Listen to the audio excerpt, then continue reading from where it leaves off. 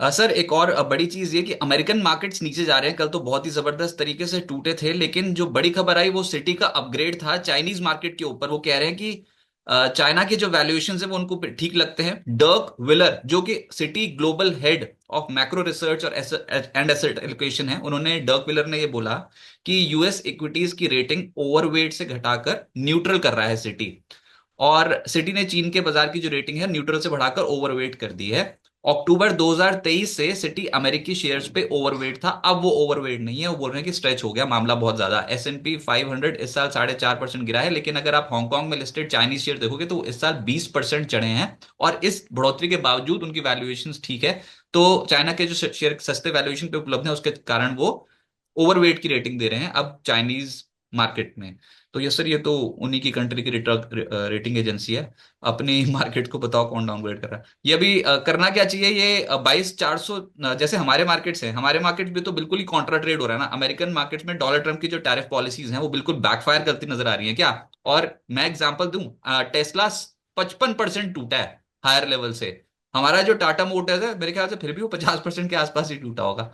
तो अभी क्या करना चाहिए? इस पूरे घटनाक्रम को आप कैसे देखते हो? चाइनीज मार्केट का ओवरवेट होना, यूएस मार्केट का डाउनग्रेड होना। देखिए, मेरे को ऐसा लगता है कि चाइना के मार्केट की जहाँ तक हम बात करें, चाइना का मार्केट पिछले 2 महीने में ऑलमोस्ट 30 से 32% की रिटर्न दे चुका है।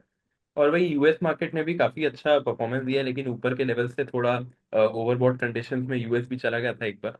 तो मेरे को ऐसा लगता है कि आगे चल के ये जो अपना इंडिया और यूएस के बीच में डीकपलिंग हुई है, ये कंटिन्यू रहनी चाहिए।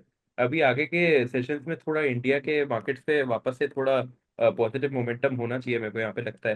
तो जैसे कि मैंने बात किया, निफ्टी पे 22,300 का एक स्टॉप लॉस मेंटेन करना चाहिए, और ऊपर की तरफ 23,000 मेरे को एक बार आता हुआ लगता है।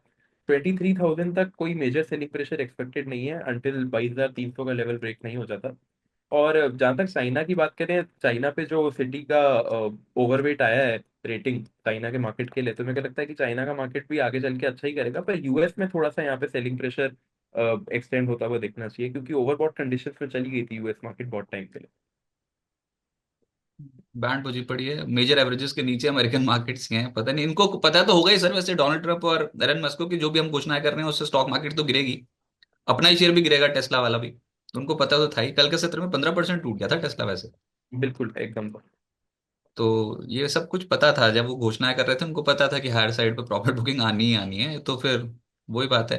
वॉरेन बफे भी कौन सा शेयर खरीद रहे हैं? वो भी नहीं खरीद रहे। उनके पास भी कैश रिजर्व बहुत जबरदस्त पड़े हुए हैं। इस बार उन्होंने भी कोई हाथ नहीं लगाया। और उन्होंने और बता दिया था कि ये जो पॉलिसीज हैं ये थोड़ा इन्फ्लेशनरी हो सकते हैं। जो डोनाल्ड ट्रंप इस बार कर रहे हैं वो इन्फ्लेशन को बढ़ाने वाली ही पॉलिसी होंगी।